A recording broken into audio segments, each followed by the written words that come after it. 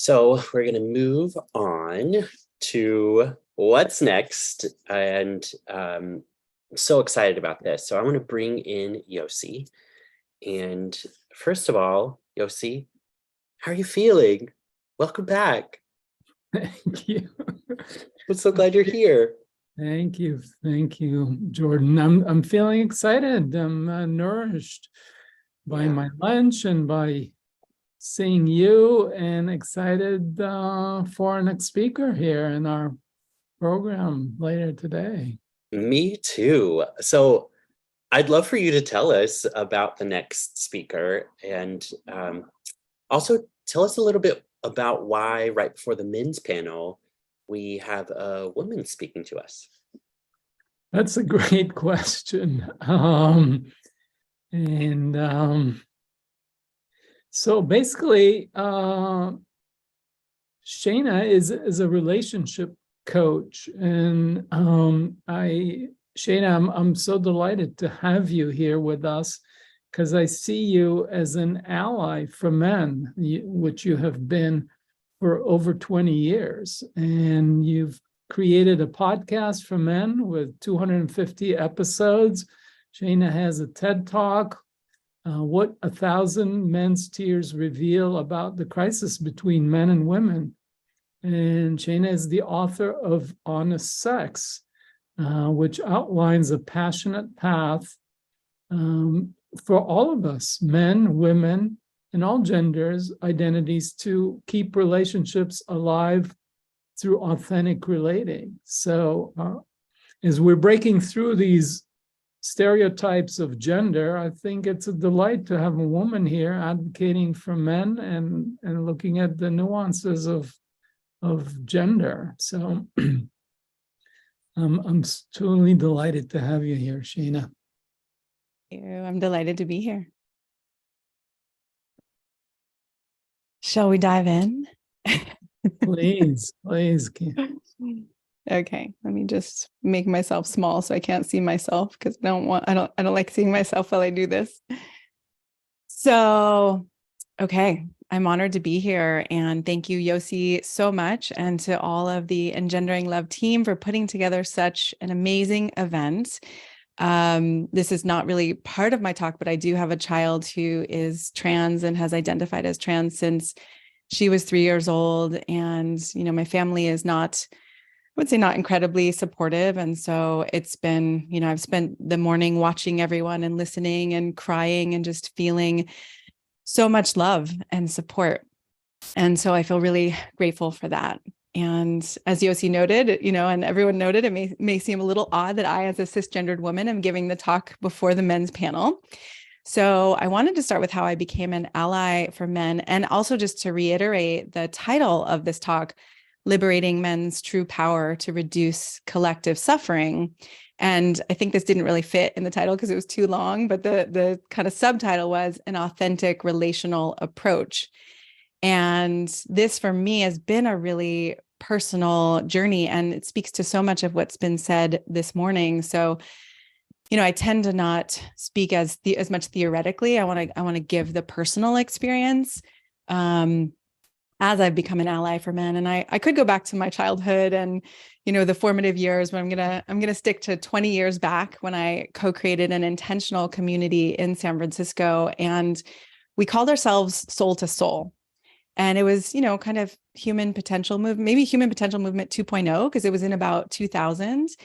And I would say we were a group of young people who valued authenticity and honesty and connection. And we wanted to grow and awaken, and we wanted to stay connected to others, even in the midst of conflict and upset and jealousy. And so we kind of made this pact that we were going to explore all of these things together, and we weren't going to leave. And it was intense, and it was beautiful.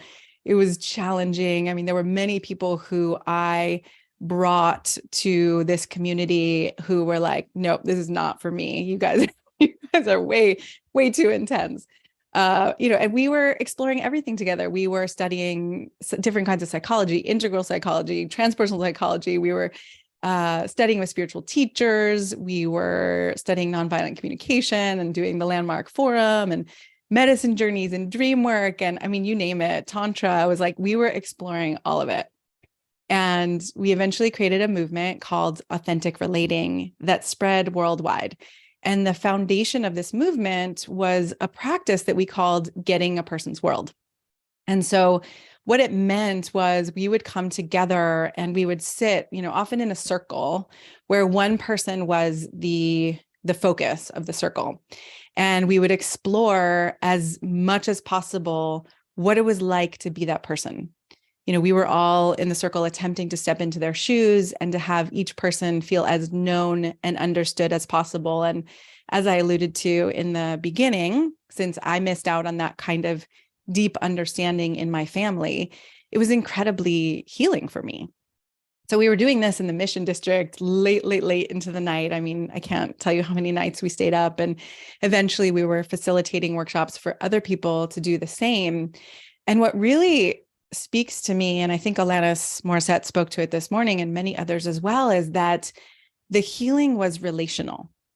And I think Yossi even said, right, our wounds are formed in relationship. And so they're often needed, the relationality is often needed to heal.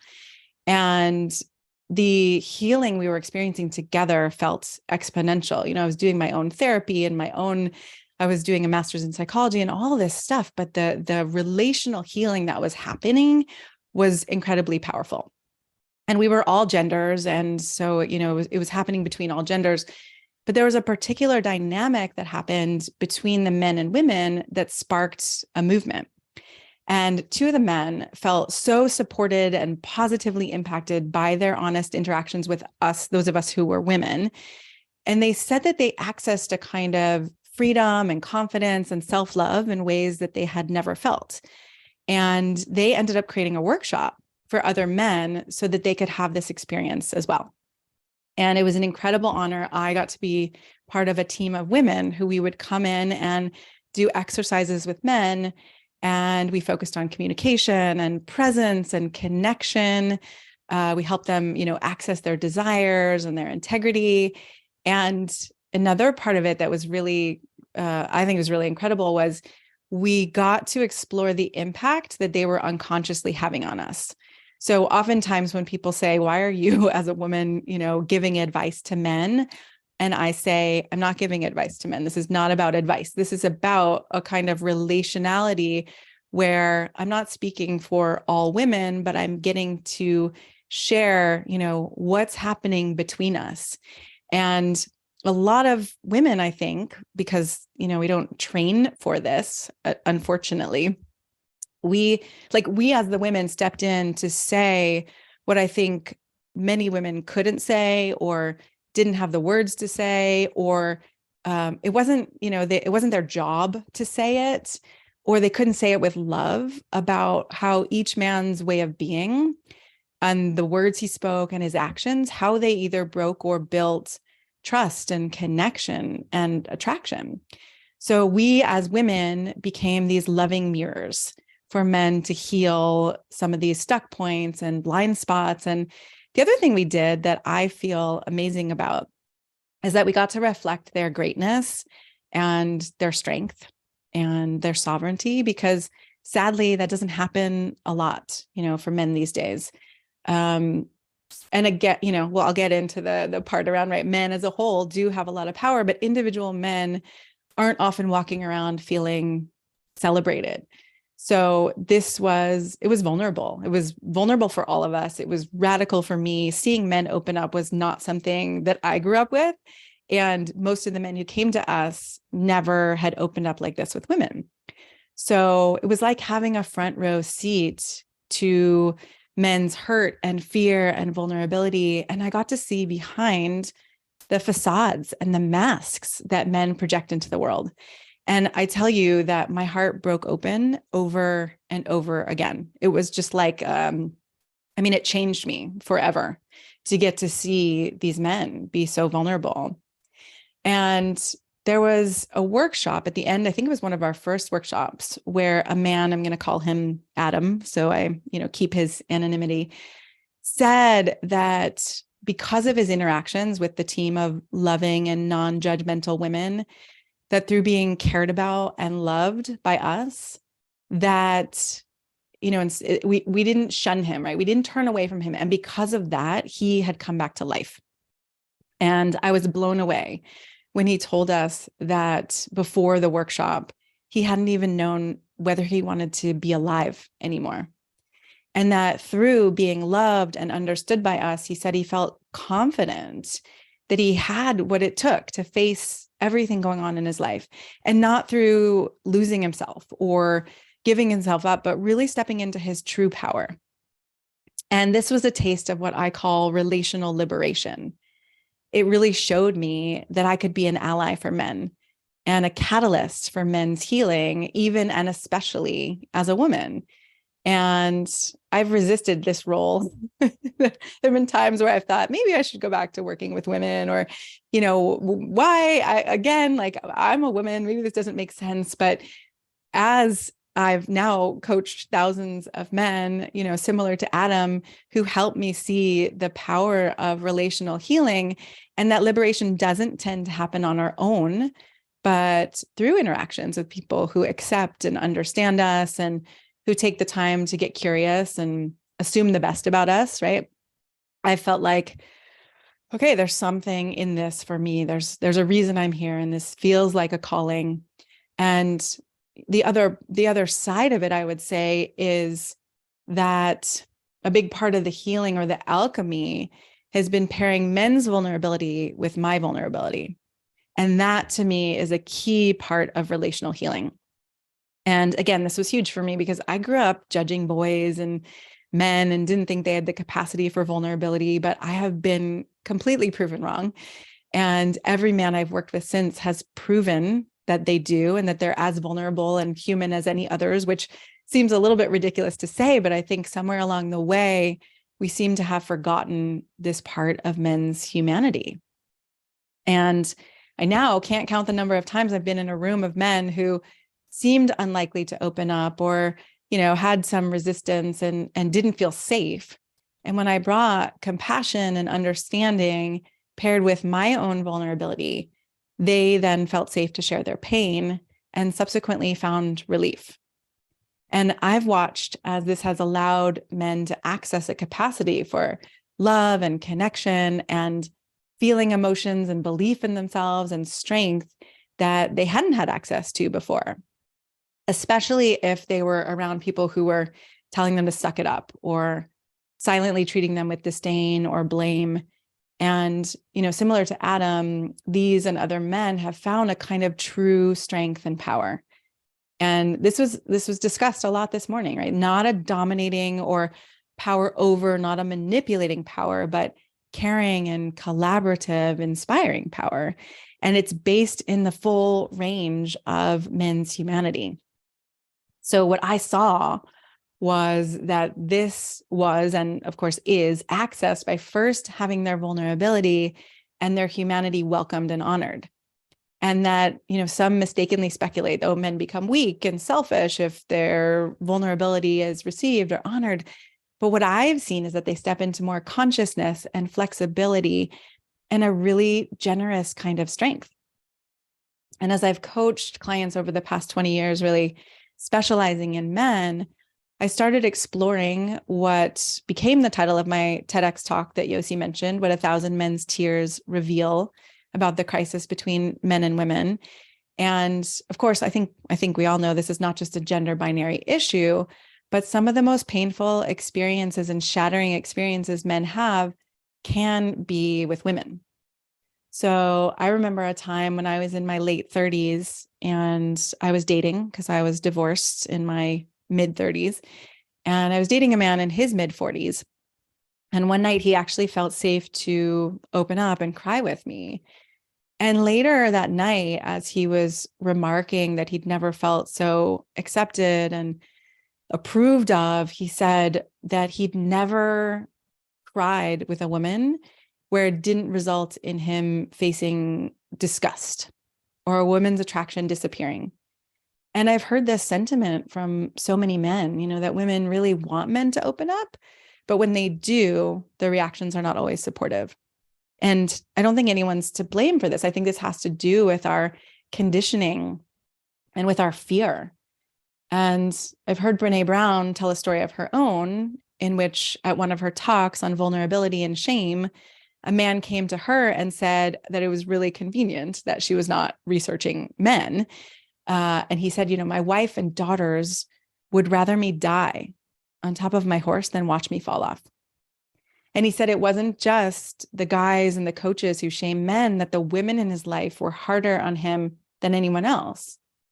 So as I delved into this struggle that I think, is a current struggle of how long-term relationships and marriages are ending more these days and less satisfying for many people, I don't think it's a surprise that I was finding that men in heterosexual relationships often don't feel safe to show their vulnerability. They've been taught to man up, they've been taught to be the rock, and women have been taught the same thing, right? That this is who men should be. And I see that this creates a horrible feeling of loneliness inside romantic relationships, which to me is a tragedy, because we've been talking about relationships are one of the most powerful places for relational healing and liberation to happen. And I heard Tammy Simon, allude to this about her own beautiful relationship. But the sad part is that most of us really never learned how to hold each other's pain and welcome vulnerability. And I think especially men's vulnerability. So, I know that people of all genders, especially those on the margins, need care and support. But I really firmly believe that we can't leave men out of the picture. And that while men as a cohort have had more power than any other gender, they're also individuals and they suffer. And I think the problem we're seeing in the world is that when men suffer, families and communities in our world pays a huge price. So cutting men down or shunning them or ignoring them really doesn't make anything better for any of us. It just exacerbates the world's problems. So I really believe that women and people of all genders can be allies and can be liberators for men in a way that benefit all of us and our planet. And I heard Pat McCabe speak to that this morning as well, so beautifully. Really, what we're seeing is that hurting men hurt others and themselves. So you may know that the suicide rate is 3 to 4 times higher for men than women, depending on the age group. And I apologize because I realized today, as I was thinking about this, that I don't know the stats for suicide for trans and non-binary people. And I know that they're high. I know that they're, extremely high. So I need to do more research on that. But suicide is close to my heart. Years ago, I was in a workshop and a facilitator said to me and to the whole room, there were about 200 people in the room. And the facilitator said, "What are you here on this planet at this time to do?" And I sat there for a moment and nothing came. And then suddenly it was like I was struck by lightning. And I heard the words, "I'm supposed to decrease the rate of suicide for men."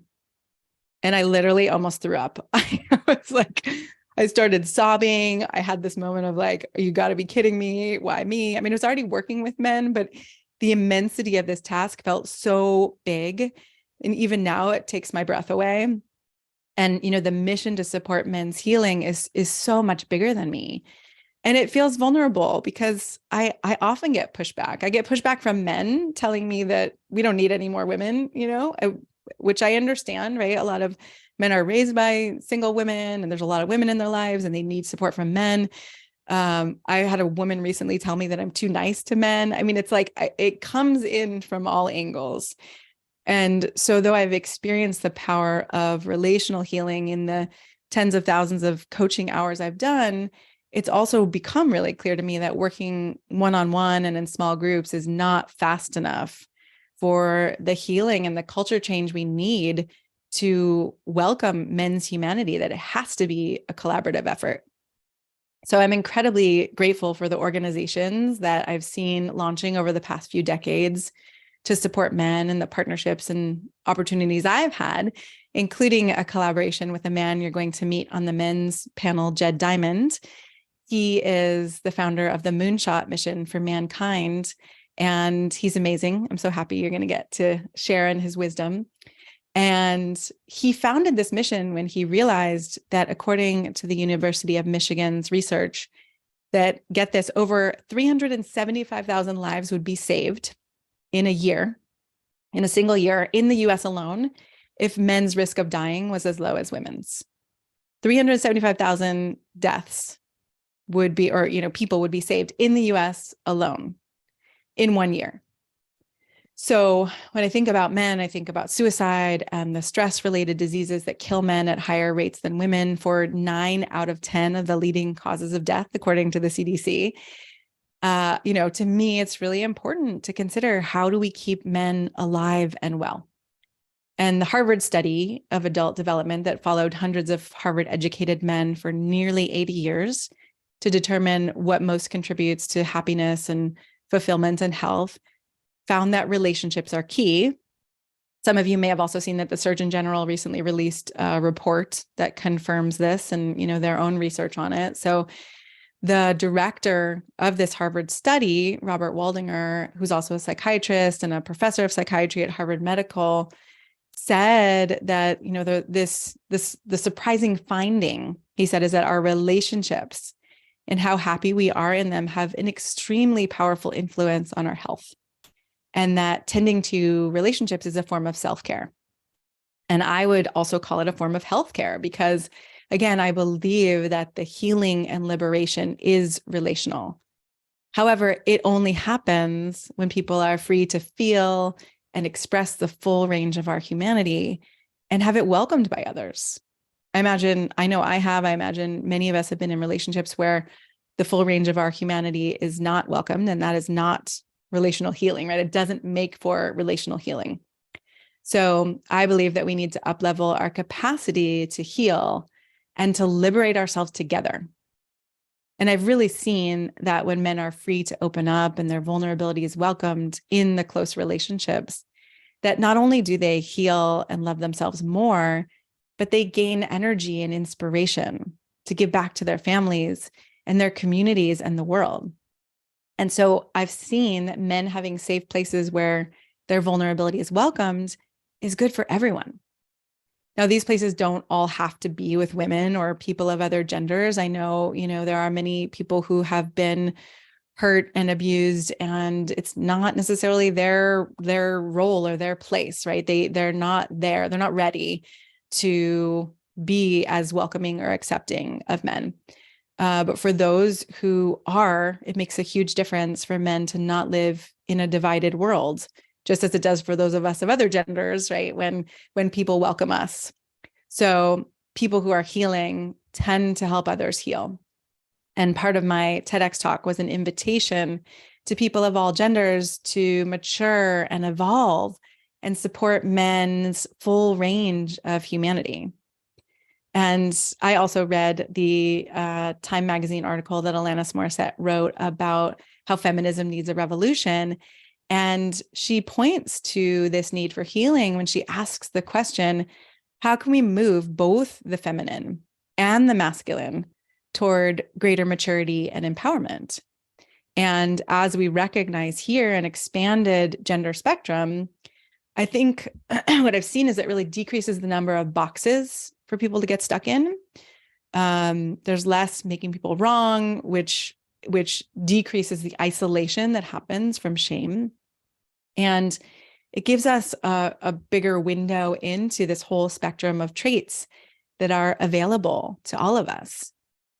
I think it's clear that the war of the sexes doesn't serve any of us, that we're all in this together, as our world is clearly illustrating. We are definitely going to continue to face more catastrophes, but through collaborating, I believe, will get through them better together. And I think everyone suffers in a paradigm where men don't get to be vulnerable and don't get to step into their true power, because liberation occurs relationally, right? As we start to see and have compassion for every individual's shared humanity that Michael Meade pointed to, right? We're all unique, and that even with gender differences and all of this uniqueness, we're still all human, and that all of our humanness includes vulnerability. So I've witnessed many, many times that both men's vulnerability and their power or potency, we could call it, can shut people down. And makes sense, because when I was young, I did not learn to see the best in men. I did not learn to lift men up. So when I say I've had a lot of humbling work to do to undo the habitual thoughts about how all men are, I've had a lot of work to do. And I think most of us have this work to do. And what also feels vulnerable is that what I've learned is that it's actually my work. If I can't tolerate a man's vulnerability without feeling disgust or without lashing out and shaming or without blaming or taking away my affection, then that part is my work to do. And I will admit that even with a master's in psychology and decades of spiritual work and facilitating authentic relating workshops, that there are times with male partners when, as they've gotten vulnerable, I've felt agitated or afraid, or my attraction has faded. And Alanis Morissette also spoke to parts work and, Dick Schwartz and IFS. And I will say I've had to work really hard to witness the parts of myself that do judge, and to see that these don't have to be the parts that are in charge of my words and my actions. And that the more we can witness those parts and the less we give them power, the more we actually create an upward spiral of respect and connection, which is the relational healing. So I believe it starts with those of us who are here, because I think that we are on the cutting edge of consciousness, those of us who are willing to be more honest with ourselves than most. So I want to invite each of us to take a moment to think about this on a personal level, because change starts with each of us individually. So if you want to take a moment, I'm going to have you reflect on something, if it helps to close your eyes or it helps to look down or whatever helps you go inside. And then I want you to think about your answer to this question. What do you do when a man gets vulnerable with you? Now, since you're here, I don't imagine you buy into the, it's unmanly or it's weak or whatever, but I want you to take a moment to explore what happens for you, because there may be parts of this that scare you or shut you down. And I want all of us to have more choice. So if you are a man, you could think about your relationship with your own vulnerability, or seeing other men's, or both. And for those who are other genders, consider experiences with men you know and love, and maybe even men who aren't as close to you, because you may find differences. And then check in and see, when men are vulnerable with you, do you feel upset, irritated, uncomfortable? Do you feel disgusted? Do you roll your eyes or look away? Do you think a man is less trustworthy because of it? Do you brush it off or give a pat on the back and a kind of like, you'll get over it? I mean, or we can also say, hopefully there are some times where you would welcome that vulnerability. It's not a black and white, we don't do the same thing every time, but really checking in to see, what is it like for you when men are vulnerable? And how could you bring more compassion and more curiosity, knowing that we are all in this together? And I'll say, I think it was Yossi who spoke to this morning too, that we could do the same exercise for men's power and potency. And many men in heterosexual relationships have told me that they've been shamed for bringing this kind of power or potency or sexual desire. And I know this could open up a whole can of worms, so I'm not going to go there. I will say that, the way men bring this energy may not be as conscious in moments as it needs to be. But the point I want to make is that when men stuff, on one side, their vulnerability, on the other side, their intensity and potency, and then don't have a relational place to do this healing, it's no wonder that they hit a breaking point.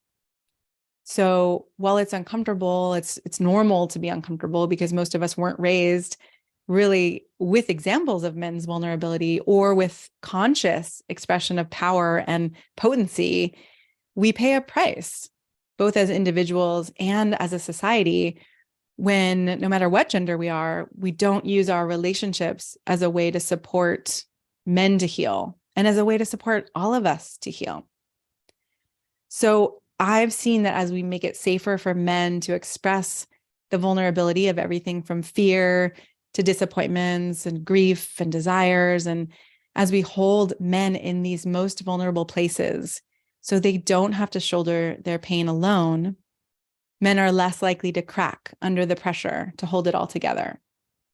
And I've seen that when men are freed of the need to put on a mask or facade, that the world becomes a safer and more just place for all.